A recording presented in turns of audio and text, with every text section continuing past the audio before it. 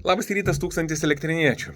Sekmadienio ankstyvas rytas, ką tik bažnyčios varpai nustojo skambėti ir norėjau su jumis pakalbėti apie Elektrėnų baseiną. Lankiausi, turėjau galimybę, prieš tai dar neturėjau, norėjau anksčiau ateiti, ar ten pirmadienis, antradienis, bet šią savaitę buvo užimtumas ir taip galima buvo ateiti tik nuo 8 vakarų, įsivaizduokit, net nuo 4 dienos iki 6, kai buvo dar laisva kažkokia dalis, o tik nuo 8 vakarų.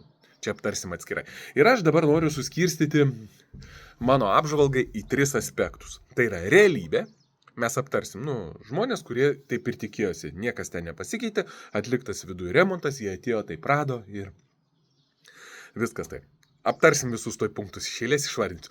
Lūkesčiai, tai reiškia pati valdžia ir sukėlė lūkesčius, liberalai pasako, kaip čia bus 13 milijonų amžiaus projektas ir taip toliau, taip toliau. Žmonės turėjo lūkesčių, o tie pamatė realybę.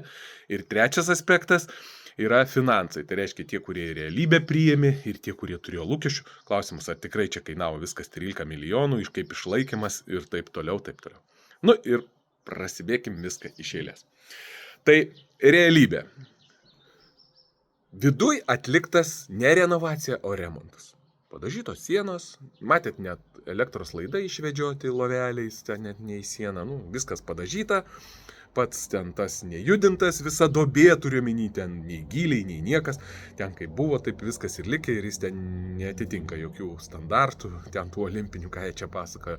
Tai niekas čia nepasikeitė. Bet čia yra realybė, tai ateini, priimi, buvo baseinas, dabar padarytas remontas, daug geriau.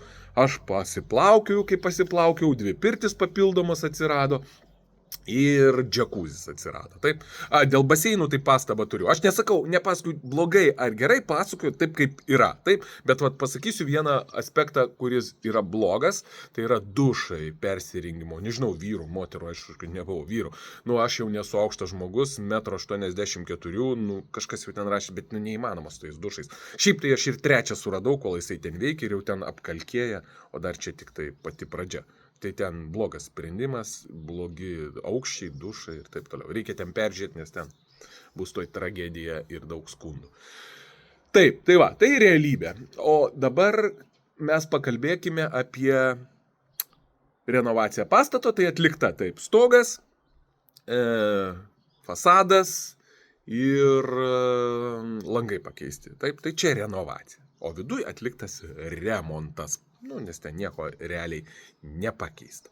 Tai tie žmonės, kurie to tikėjosi, atėjo, negirdėjo čia tų lūkesčių pasakojimų ir rado. Dabar pašnekėkime apie lūkesčius. Pati valdžia jų kalbėjo, niekas nekalbėjo. Čia bus pazona, amžiaus projektas, 13 milijonų eurų investuota bus. Mes aptarsim, kodėl tokios sumos sumažinsim išlaikymą ir taip toliau, taip toliau. Atėjo tos mamos su vaikais, nes jos matė Jonavoj baseinus, Druskininkuose, Palangoj, galvoja, savivaldybės pinigai naudojami, ir bus. O atėjo ką rado? O jos rado realybę, nieko nepasikeitusi, atliktas remontas ir tai yra sporto bazė dar pasidarė. Tai reiškia, ne visada gali eiti, kaip čia, nuo 8 vakaro tik tai iki 11 vakaro galėjai eiti šią savaitę. Realiai tai yra sporto bazė.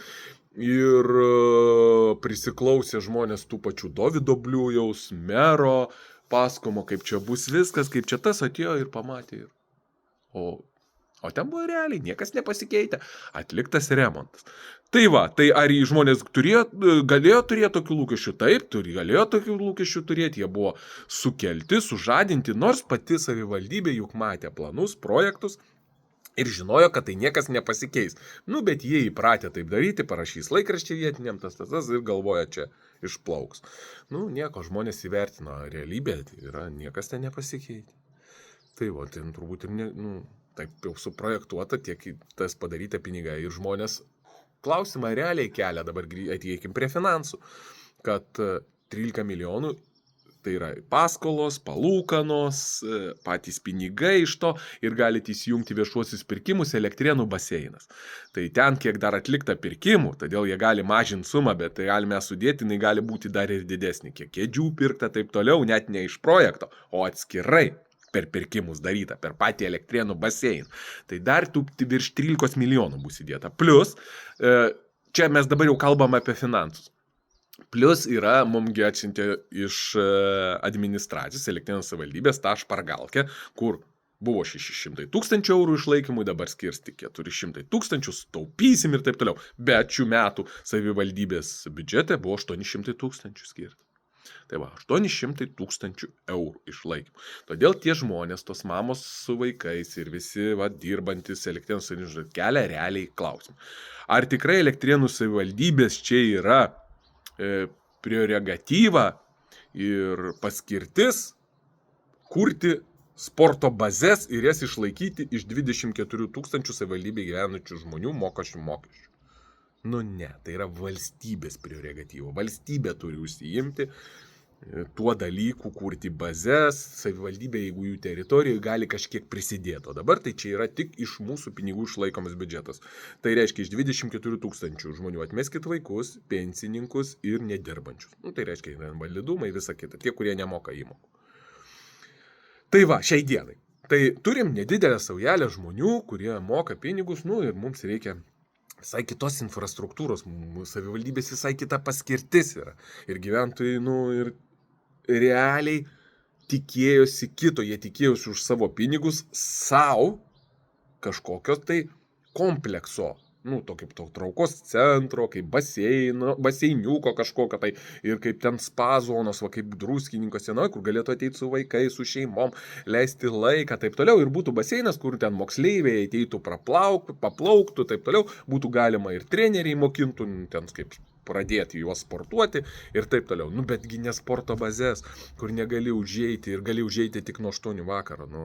Ir aš pasakysiu taip, tokių objektų neįmanoma išlaikyti savivaldybėms tokių skaičių žmonių. Neįmanoma. Šiai dienai taip, kaip valstybė skolinasi 3% BVP, tai yra didelė iš tikrųjų suma, 30% viso Lietuvos savivaldybės biudžeto, tai keliama čia viskas daroma, tai laikinai, nu kiek tu prisiskolins, kai mūsų rinkose Vokietijoje ir Skandinavijoje blogėja padėtis ir iš tikrųjų reali gamyba traukiasi, jūs matot, kiek atleidžiama Lietuvoje yra žmonių ir biudžetai mažės ir mes matom, o to pasiekmes, tai jau šiai dienai yra lapai negrėbiami, netvarkoma infrastruktūra, mokykloj su akvarelė ten padažo, ten, nu, yra daug klausimų nesprendžiama, užuot, kad mes kurtume tokius traukos centrus kaip miestui, tvarkytume infrastruktūrą, darytume patrauklę Elektrėnų savivaldybės gyventojams, kurtume zonas, kur verslas gali įsikurti, darbo vietas, taip toliau ir taip toliau. Tai va, tai aš norėjau pas jūs 3 tokie aspektai, o ką dabar daryti, nes dažnai klausia, Danai, ką daryti, ir aš visada dabar, jeigu atkreipė dėmesį, ir pasakau, ką daryti.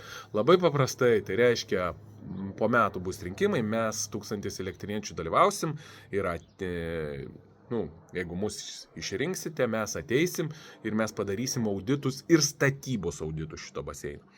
Aš nematau ten įdėta tiek pinigų, man kyla labai daug klausimų. Įdėta tiek pinigų, reikia audituotis, žiūrėti, daryti, kad mažiau būtų išlaikymo, kur eina pinigus. Čia nekalbam apie darbuotojus, su darbuotojais ten viskas tvarkoja, personalas malonus ir taip, bet reikia žiūrėti, ką galima padaryti, ką dabar aišku jau turim, ką galima padaryti, ką galima pakeisti, kaip jį padaryti patrauklesnį ir būtinai išlaikymą mažinti ir būtinai daryti auditą.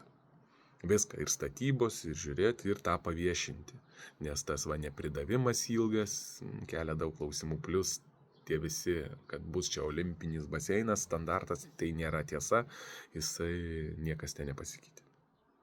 Tai va, tai 3 tokie aspektai ir mano jums suteikta informacija ir turėsim galimybę pasidaryti po rinkimų labai daug auditų įvairiausiais aspektais, įvairiausiais klausimais, peržiūrėti renovacijos, kur buvo namuose atlikta.